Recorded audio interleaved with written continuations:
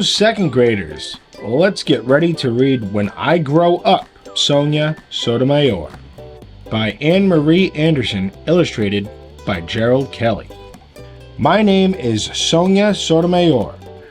I was born in the Bronx, which is part of New York City, on June 25, 1954. My parents, Juan and Selena, were born on the island of Puerto Rico. That makes me and my brother Juan Nuyorican. We're New Yorkers, and we're Puerto Rican. My parents decided to raise their family in New York, but they had a hard time fitting in at first. In Puerto Rico, everyone speaks Spanish. My father, who I called Papi, could not speak English very well, and he worked at a factory. My mother, or Mommy, worked as a telephone operator.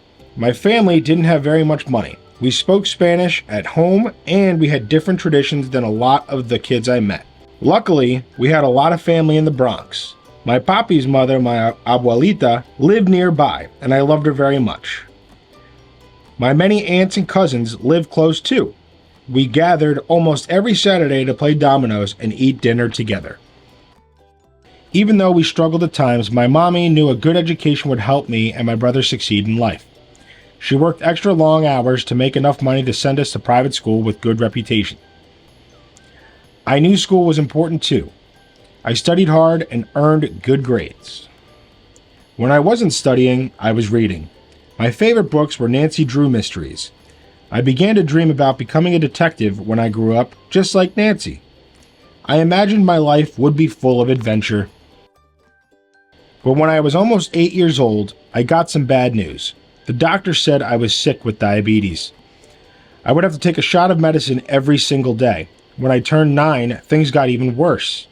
My papi died suddenly from heart problems. Things were harder from then on, but I wouldn't let anything stop me. My mommy was strong just like me. She went back to school so she can get a better job as a nurse. Mommy stayed up late studying, and I kept studying hard through middle school and high school too. When I wasn't doing homework or reading, I spent times with friends, went to baseball games, and watched television. My favorite show was Perry Mason. It was about a lawyer who helped innocent people. I learned being a lawyer was a little like being a detective. That's when I decided I wanted to become a lawyer when I grew up. But the lawyer wasn't the only one in the courtroom. There was a judge too. The judge made decisions and helped decide between right and wrong. If I went to college and became a lawyer, maybe one day I could be a judge. First, I needed to do well in high school. At Cardinal Spellman High School, I was elected to the student government. I also worked hard outside of school. I held part-time jobs. I worked at a clothing store. After that, I got a job at a bakery. And finally, at the hospital where my mother worked. I liked student government, but I wanted to become a better public speaker. I joined a club where we made speeches and debated different issues. I became so good that I won a speech contest during my senior year. I imagined it was just like arguing in a courtroom. Later that year, I was chosen to give the valedictory address at my graduation. It was the biggest honor. My dream came true when I became a college student at Princeton University. Princeton began allowing women into their school only 3 years earlier, so there were still very few women on campus. On top of that, there weren't many Latina or Latino students at Princeton. At first, I felt as though I didn't fit in. I missed my family and friends in the Bronx. Many of the students at Princeton came from families that were much different than mine, and I struggled to make friends. I had worked so hard to go to college, but college was still hard work. I studied a lot, and over time, things got better. To make Princeton feel more like home, I joined a Puerto Rican student group. We worked hard to get Princeton to bring more minority students and professors to the school. I also volunteered at a local hospital, where I helped Spanish-speaking patients talk to their doctors and nurses who didn't speak Spanish. I fought for what I felt was right. During the senior year, I won the Pine Honor Prize, which was the highest award a student in my class could receive. It is given to someone who has shown excellent scholarship, character, and leadership skills. Later that year, I graduated from my college with top honors and a degree in history. After achieving my first goal, graduating from college, I went after my second goal. I got into Yale Law School. I became the editor of the Yale Law Journal, which is an important position. I graduated in 1979 and then passed the bar exam, which is a difficult test that all new lawyers have to take. I was officially a lawyer. My first job as a lawyer as an assistant district attorney in New York City. My job was to prosecute people who had committed crimes. I had to do a lot of research to figure out which laws had been broken. I had to gather evidence, talk to witnesses, and present my case to a judge and jury, just like in school. I worked long hours preparing for each case. I worked long hours at my day job, but I still made time for the Puerto Rican Legal Defense and Education Fund. I helped educate young Puerto Ricans about what it was like to become a lawyer. And I volunteered with the State of New York Mortgage Agency.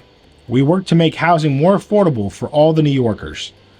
I was very busy, but I still made time to help those who needed it. After 5 years in the district attorney's office, I got a new job for a small law firm. I liked being a lawyer, but I still wanted to become a judge someday. Being a judge isn't a job you apply for. Instead, judges are chosen or appointed. In 1992, my wish was granted. The President of the United States, George H.W. Bush, asked me to be a judge in a federal court in New York. Of course, I said yes. Being a judge is very different from being a lawyer.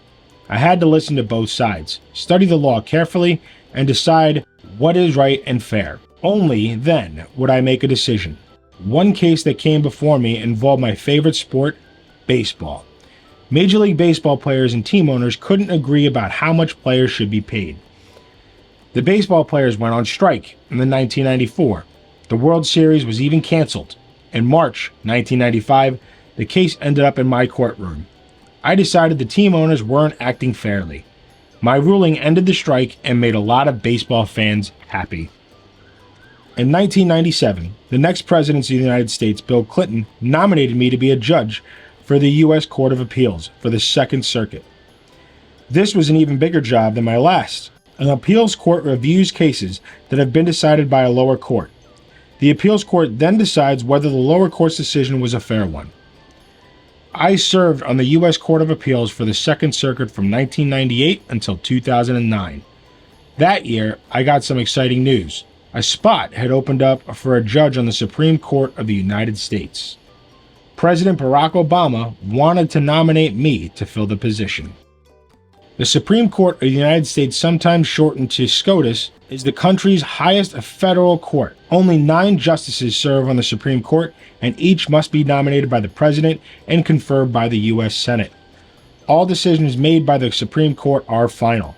Being a Supreme Court justice is a great honor and a big responsibility, but I was willing to take on the challenge. On August 8, 2009, I became the first Latina justice of the Supreme Court of the United States. I was only the 3rd female justice to be appointed to the court. Today, I continue to do what I always dreamed of doing: serve the people of the United States as a Supreme Court justice. I overcame many challenges in my life to get to where I am today. I worked hard, believed in myself, and fought for what I felt was right. Most important, I never let anything get in the way of my dreams. As I said in my speech when I became a Supreme Court justice, I am an ordinary person who has been blessed with extraordinary opportunities and experiences. The end. Enjoy your reading, second graders, and have a great summer.